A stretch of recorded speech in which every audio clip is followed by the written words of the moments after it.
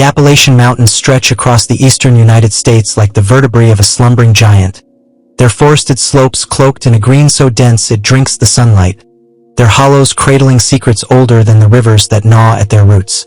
In the summer of 1997, these woods were Sam Carter's refuge, a sanctuary carved from the chaos of a world he'd left behind, a place where the air tasted of pine and earth, where the only sounds were the wind sigh through the trees and the crackle of a fire against the night. His cabin, a humble fortress of hand-hewn logs and weathered planks, stood miles from any road, its roof slanted against the rain, its windows peering out on a wilderness where modern conveniences dissolved into irrelevance. For over a decade, Sam had thrived in this isolation, his days governed by the rhythm of chopping wood, fishing the creek, and tending a small garden, his nights a quiet communion with the stars. But solitude in such a place is a double-edged blade, and the Appalachians are not merely a landscape. They are a presence, alive with a history whispered in the rustle of leaves, a history of an entity known as the Watcher, an ancient evil said to roam these woods, feeding on fear and claiming those who linger too long in its shadow. This is the story of how Sam's haven became a cage, how a hiker's disappearance, inexplicable tracks, and a night of unrelenting terror unveiled a darkness too vast to comprehend, leaving behind evidence too real to dismiss, too haunting to forget.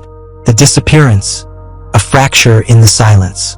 Sam Carter was 42 that summer, a man shaped by the woods as much as he'd shaped them.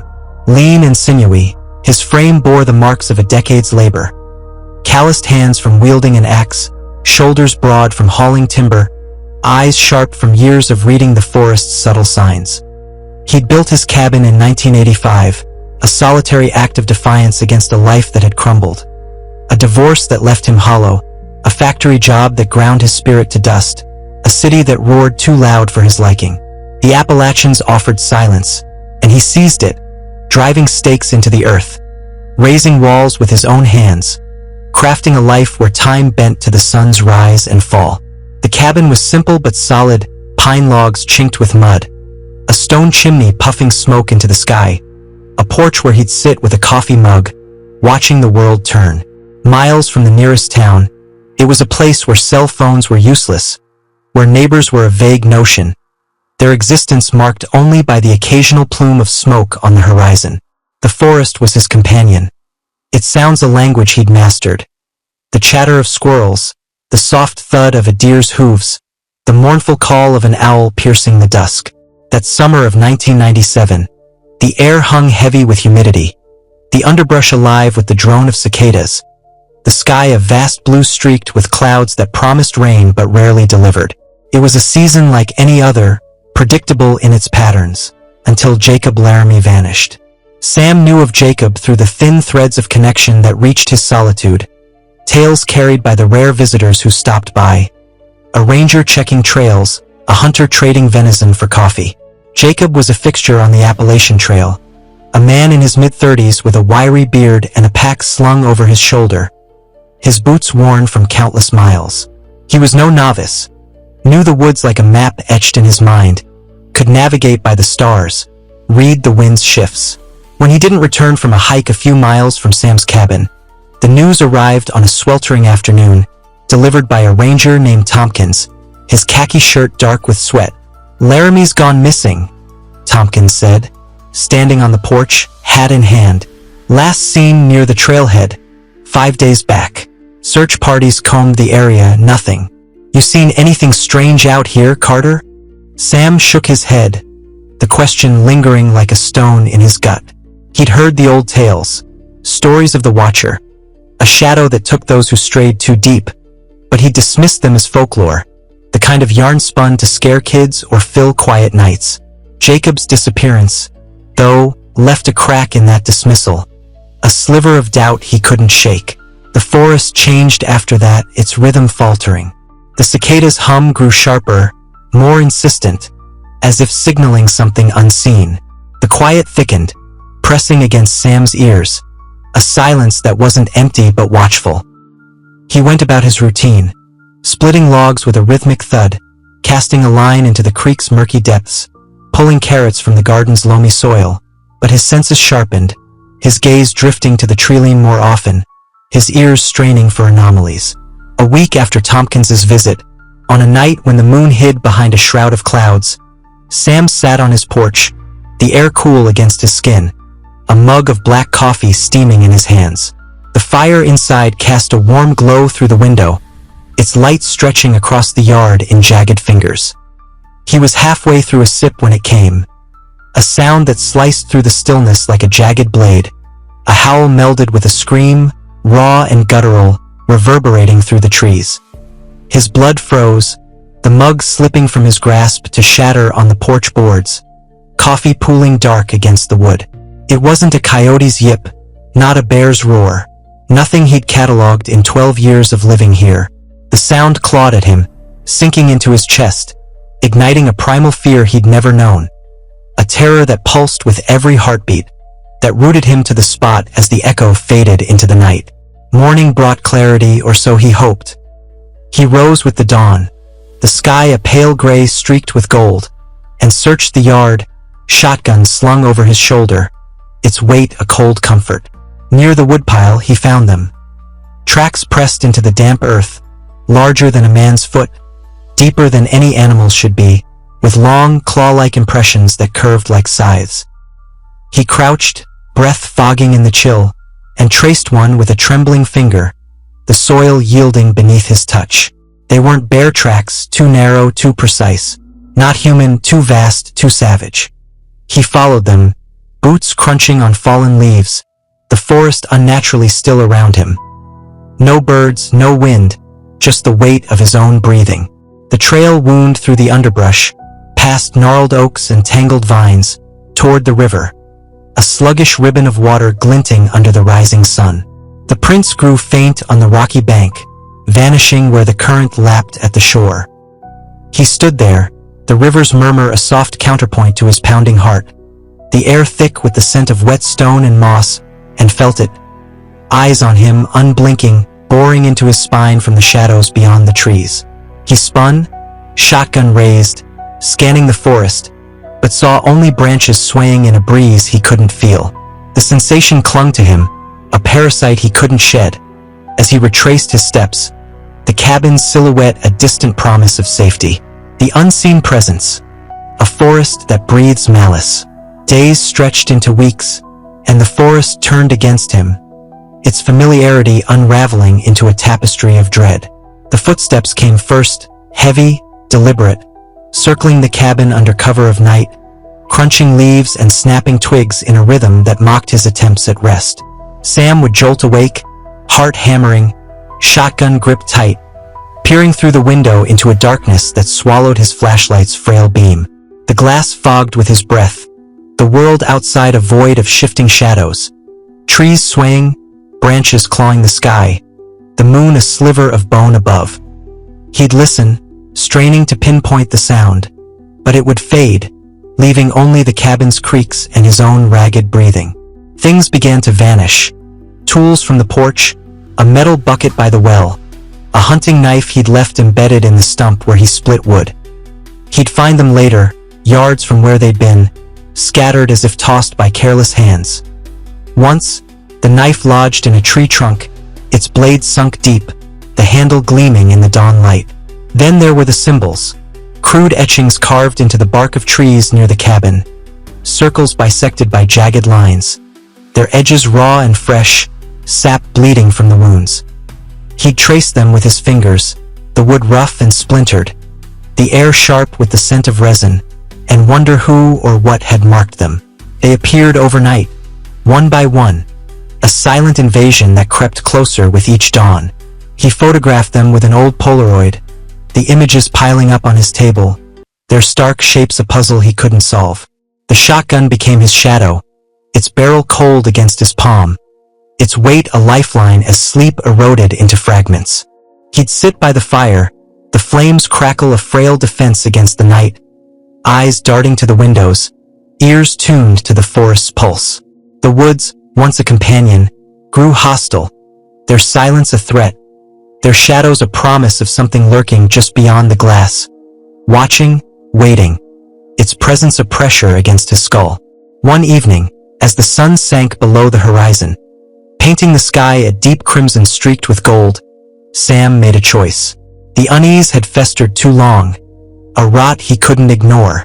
Armed with his shotgun and a flashlight, he ventured deeper into the woods than he ever had, driven by a need to confront the unseen, to reclaim the peace that had been stolen. The air was thick with the scent of pine and damp earth, the crunch of leaves under his boots the only sound in a forest gone mute. No birdsong, no rustle of small creatures, just a stillness that pressed against his chest. He moved with purpose, the flashlight's beams slicing through the dusk, catching glints of dew on spiderwebs, the gnarled roots of ancient trees. An hour in, deeper than he'd ever gone, he found it. A dilapidated cabin, its walls sagging under the weight of time, its roof a patchwork of moss and broken shingles, nearly swallowed by overgrown vines and brambles. His gut twisted, a visceral warning to turn back, but curiosity, a stubborn, reckless thread in his nature, propelled him forward. The door hung ajar, hinges rusted and groaning as he pushed it open, the sound echoing in the hollow space. He stepped inside, flashlight sweeping the gloom, revealing a scene frozen in decay. Broken furniture strewn across the floor, a chair with one leg snapped, a table tipped on its side, its surface coated in dust thick as ash. Cobwebs draped the corners, swaying in the draft, and the air reeked of damp wood, mildew and something sharper. A sour tang that stung his nostrils, hinting at rot deeper than the eye could see. The beam caught a large map pinned to the far wall, its edges curling inward, red marks dotting its surface like bloodstains on parchment. He approached, boots scuffing the floor, and saw it. A photo in the center, Jacob Laramie's face staring back, his grin frozen in a moment of lost time. Beneath it, a note in frantic, jagged scrawl. He watches. He waits. The words sank into Sam like claws, cold and unyielding, his breath catching as their meaning coiled around his mind. Before he could process it, a noise snapped behind him. A shuffle, soft but deliberate, the sound of weight shifting on creaking boards. He spun, flashlight slashing the dark, heart leaping into his throat. A figure stood in the doorway, tall, gaunt, clothes tattered to rags that hung off a skeletal frame, eyes wild and glinting with a haunted, feverish light. The man stepped forward, his movements jerky, and Sam raised the shotgun, voice trembling despite his effort to steady it. "Who are you?" The man didn't answer, just muttered under his breath. A low chant in a tongue Sam couldn't grasp, the words prickling his skin like static. "Stay back," Sam warned, finger hovering over the trigger, the barrel steady despite the sweat beading on his brow. The man stopped, locked eyes with him, pupils wide, reflecting the flashlight's glow, and spoke, voice a rasp that cut through the silence like a blade. "It's too late. He's coming for you." Without another word, he turned and vanished into the night, swallowed by the shadows beyond the door. Sam stood frozen, the flashlight trembling in his grip, the air thick with the echo of those words. He bolted back to his cabin, legs burning, lungs aching, the forest a tunnel of darkness closing in, the man's warning a weight he couldn't outrun. The night of terror, a darkness given form. Back at the cabin, sleep was a lost cause, the night a battlefield of nerves and shadows. Sam barred the door, checked the windows, the shotgun resting across his lap as he sat by the fire, its flames a frail shield against a chill that seeped through the walls, a cold that wasn't just temperature, but presence. Every creak of the cabin's timbers, every rustle of the trees outside, jolted him upright, sweat slicking his palms, heart pounding a frantic rhythm. The footsteps returned, closer now, circling the cabin with a patience that mocked his fear, slow, deliberate, the crunch of leaves a taunt in the silence. Whispers wove through the night, soft, unintelligible, a chorus of voices that slithered past the glass, teasing his ears with meaning he couldn't grasp. He strained to hear, to decode them, but they faded like mist, leaving only the echo of his own breathing, ragged and loud in the stillness. Then it came, the front door burst open, with splintering under a force too strong, too sudden to be human. Sam scrambled to his feet, shotgun raised, and stumbled into the living room, the firelight casting jagged shadows across the walls. There he stood, the wild-eyed man from the dilapidated cabin, framed in the doorway, his face a mask of madness and dread, his tattered clothes fluttering in the draft. Before Sam could shout, the man lunged, hands clawing for him, fingers bony and desperate. They grappled, a chaotic tangle of limbs, the shotgun caught between them. Then a deafening blast tore through the cabin, the recoil slamming Sam's shoulder. The man crumpled, clutching his chest, blood blooming dark against the rags, pooling on the floorboards in a slow, glistening spread. He looked up, eyes wide and glassy, a strange mix of fear and relief flickering across his face, and gasped, "He's here." Before his head lolled back, lifeless, the light draining from his gaze. Sam staggered back, hands trembling, the acrid sting of gunpowder thick in the air, the shotgun clattering to the floor beside him. But the nightmare deepened. The cabin grew cold, an oppressive, suffocating cold that sank into his bones, the fire dimming as if starved of oxygen, its light shrinking to a feeble glow. A shadow moved in the doorway, and Sam looked up, breath freezing in his lungs. It was there, a figure, tall and shrouded in darkness, its edges blurring into the night, its eyes glowing a malevolent red, twin embers of hate that burned through the gloom. It wasn't human, wasn't animal, just a presence, a void-given form, radiating an aura of pure, unadulterated evil. Sam couldn't move, couldn't breathe, his body locked by a terror so absolute it drowned his senses, a weight that crushed his chest and pinned his limbs. The figure stepped forward, floorboards groaning under an unseen mass, and a wave of dread crashed over him, a physical force that thickened the air, coated his tongue with ash. It raised a hand, long, skeletal, its fingers tipped with shadow, and an invisible grip seized him, lifting him off the ground, slamming him against the wall with a crack that split the silence. Pain flared, white-hot, his vision swimming, the room tilting as plaster dust rained down. A voice echoed in his mind, deep, resonant, inescapable, vibrating through his skull like a tuning fork struck wrong. "You cannot escape me. I am the darkness that haunts these woods." The figure loomed closer, its red eyes a furnace of malice, searing into his soul, stripping away reason, leaving only fear raw primal, a scream trapped in his throat. His mind clawed for escape, for resistance, but his body betrayed him, limp against the wall, a puppet to its will. The last thing he saw before darkness swallowed him was that gaze, endless, hungry, a pit of night that devoured him whole. He woke hours later, sprawled on the floor, head throbbing, the cabin silent but heavy with the residue of terror. The fire had died to embers, the cold had lifted, and the figure was gone. The man's body remained, stiff and still, blood congealed in a dark pool, a grim anchor to the night's reality. Sam stumbled to his feet, legs weak, mind reeling, and knew he couldn't stay. Whatever that thing was, the Watcher, the evil of the legends, it wasn't finished. It had tasted him, marked him, and it would return. He packed what he could carry, clothes, tools, the shotgun, a few photos of the tracks and symbols, staggered to his truck and fled, the forest a blur of green and shadow, the cabin shrinking in his rearview mirror as he drove west, toward a town where the woods were a distant rumor. The aftermath, a truth that festers like a wound. Sam didn't stop until he reached a small town on the far side of the state, a place of brick buildings and streetlights, where the forest's reach faded to memory. He changed his name. Samuel Carter became John Reese, rented a room above a diner, took odd jobs framing houses, tried to bury the past beneath the weight of routine.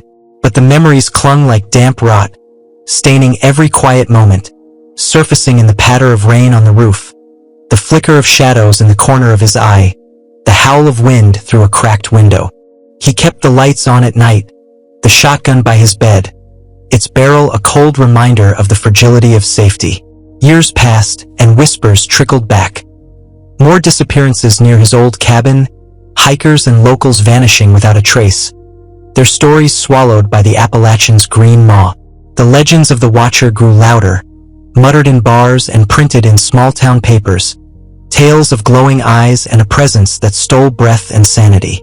Driven by a need to understand, Sam returned once, in 2001, a brief pilgrimage to the cabin he'd abandoned.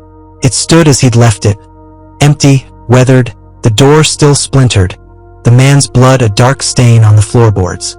He searched the woods, found the dilapidated cabin again, its map and photo gone, but retrieved a leather-bound journal half buried in the debris. Dr. Elias Whitaker's, a researcher obsessed with the mountain's myths. The pages detailed the Watcher, an ancient entity, older than the peaks, thriving on fear, manipulating minds, claiming lives as tribute. Whitaker's final entry was a warning. It is not a matter of if it will find you, but when. The Watcher sees all, knows all, and in the end, it claims all. The words mirrored the voice in Sam's head, a chilling confirmation that sank into his marrow. He took the journal, left the cabin to rot, and never returned. The evidence was undeniable. The tracks near his cabin, larger and clawed, captured in Polaroids he kept in a locked box. The symbols on the trees, sketched in his notebook, their shapes burned into his memory. The journal's frantic scrawl matching the note he'd found, a thread tying it all together. He showed the photos to a ranger once, years later, who shrugged and muttered about bears. But Sam saw the doubt in his eyes, the flicker of unease. The police had dismissed it. Folklore, they said, the track's animal, the disappearance's coincidence. But Sam knew the truth. He'd felt the Watcher's grip, heard its voice, stared into its eyes. A red abyss that haunted his dreams. The Appalachians guard their secrets. Their forests a realm where darkness reigns. Where an entity waits, patient and eternal. Its hunger a quiet hum beneath the leaves. Sam lives with it now, the shotgun a constant companion. The lights a frail bulwark against the night. The howl a ghost in his skull.